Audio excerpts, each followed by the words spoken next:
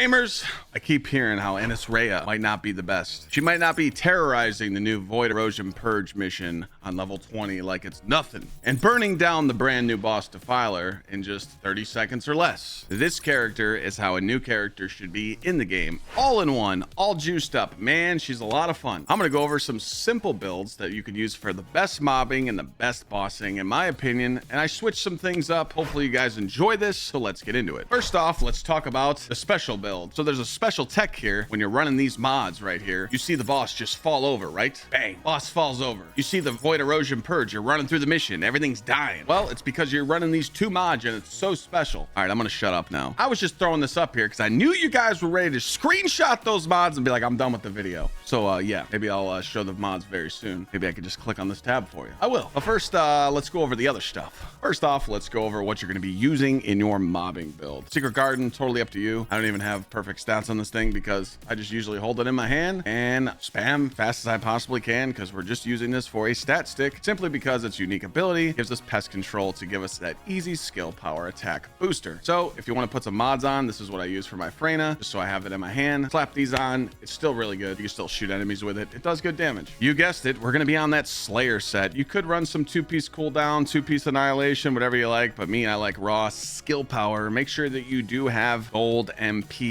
on your Slayer sensor or any sensor that you're running, because her passive skill relies on MP, but it's not too bad. The mobbing reactor I chose was skill critical hit damage with electric skill power, simply because I put cooldown mods that we're going to be going over in a second to counter react this, and I'm kind of going to break it down to you. Now, I do want to point out that this is not a 100% skill critical hit rate build. And the reason why, I just didn't think it was worth to add the last skill critical hit mod for an extra 3%, and it would take this to 100%, and that would put this to 5.0 instead of 4.6. So I chose to use these Descendant mods. We're going to be using Time of the Hunting Hounds. If you want to know how to get this mod, I just used it by combining, but it also drops from a 400%. And we're going to be using MP conversion for skill cooldown, because the whole purpose of this build is spam your one until you get enough of your new unique ability, and then spam that snare hunter. And then what I like to do is, when I'm mobbing, if I see one elite, I'm only going to just keep spamming my one at him. If he's surrounded by some enemies, I'm going to hit him with the one, and then I'm going to hit him with the two, and then go back to spamming, just so I can get that extra damage out. And then you're going to have your snare hunter up so much with this build, you don't even have to worry about it. This is where your crit mods come into play with frontlines, skill concentration, and skill insight. The only one that we're missing is emergency measures. If you wanted to, because you're like, hey, I need 100% crit, I can tell you right now, it's just not worth it. But if you want to roll it, go for it. So since I took off skill cooldown off my mobbing reactor, my old reactor was skill critical hit damage cooldown, and I'm like, how can I make this a little better? And that's why I chose electric skill power with skill critical hit damage. Now, I think she scales a little better with tech. So if you have a tech skill critical hit damage, run that, or have an electric, whatever you like. It's up to you. If you want to run this though, and you want to, if you say, man, Clyde, I'm getting my one in 1.3 seconds, and you really wanted to take this to an extra 4%, you could, with simply putting on this mod right here. You can put on tech skill power, slap this on here, get 4% more damage, and then you go to a 1.6. Kind of just up to you. I tried it in the level 20 Void Erosion Purge, and I was really liking the double focus mods as well. We're also using skill expansion. It's very important for your snares, but it's also important for your floating lightning for stability, and we'll get into that with the bossing. We're going to be running Potent Collector. I think people that are new to her or need to understand how it works, you're going to really need that custom resource, so you can spam the one, get it, and then spam your snares. Once you get used to this character, I think you can take this off and try and spec into more damage if you want to use Dangerous Ambush, kind of whatever to you. But it's always nice to have your resource up at all times. I usually don't like running these mods, but this one actually is pretty decent. Land a Nimble Fingers for your cooldown, and there you go. If you don't want to run amplification up here, you can just run a normal HP mod. Totally up to you. But again, when I'm running through these dungeons, as you see here in the background, run through, Secret Garden out, activate your one, throw your snare, spam your two, spam your one. If you see one single target, just look at it and spam the one, and then boom, you really want these snares out at all times. Bosses fall over in those dungeons, and it's so much fun. You do have to be moving though, because since you're not really playing much defense, you can get killed by the toxic, especially in this level 20.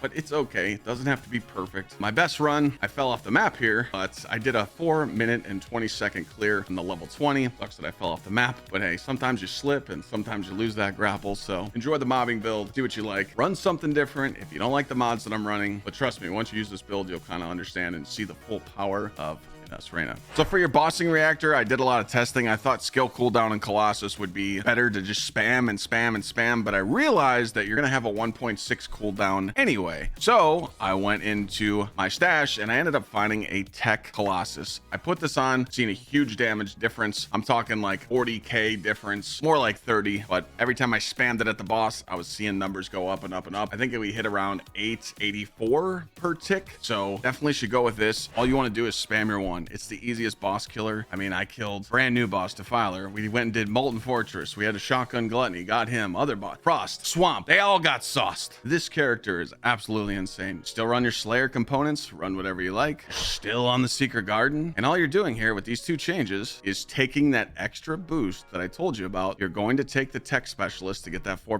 juicer. And then you're going to put Dangerous Ambush in the socket of the old one, Potent Collector. But you are going to have to add one more catalyst for the maximized range. Let me tell you why. When you add 2 range mods to the build, as you see here in the background, bouncing the electricity off me and the enemy bounces 2 more times with 2 range mods on. When I switch over to the base build with no mods on at all that give me just 1 range, you're going to see that I had 1 less or 2 less.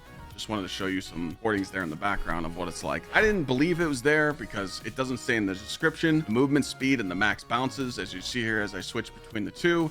It should tell us that, but it doesn't. So that's how you're getting your damage when you're standing in front of the boss. You're trying to have a bounce back. That's how I got a 29-second kill on the new boss. You could definitely go into these bosses a little better. I wanted to play a little bit of range on these bosses to show people that you don't have to play as much as aggressive. But if you really want to melt them, you want to make sure you're standing just close enough so they don't melee you, but it's bouncing back and forth and you're really burning them down to get that dangerous ambush to proc. Now, the only reactor I haven't been able to test with this build is the skill critical hit damage with Colossus, because I didn't know that I was going to be able to take that cooldown off. So this might be the best in slot if you get the double gold, but I don't have the materials and I can't test it. So if you got this, try it over the Tech Colossus or whatever you're using and see what more damage numbers you're getting. Go with the best. I tried out some different builds. I tried out some different mods, and it felt like this was the most comfy boss build out there. So again, leading to another. If you want to run something else, you can. If you don't like something, switch it up, run whatever you like. Enjoy these builds. This character's insane. Hopefully you guys got her cooking, or you can farm her and absolutely destroy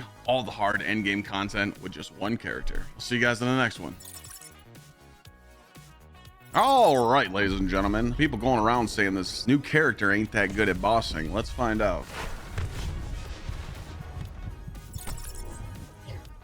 It's the biggest piece of dog shit. I tried doing a one-shot, one take, ladies and gentlemen, and I fucked it up. I got too close. All right, we get a restart. We get a restart.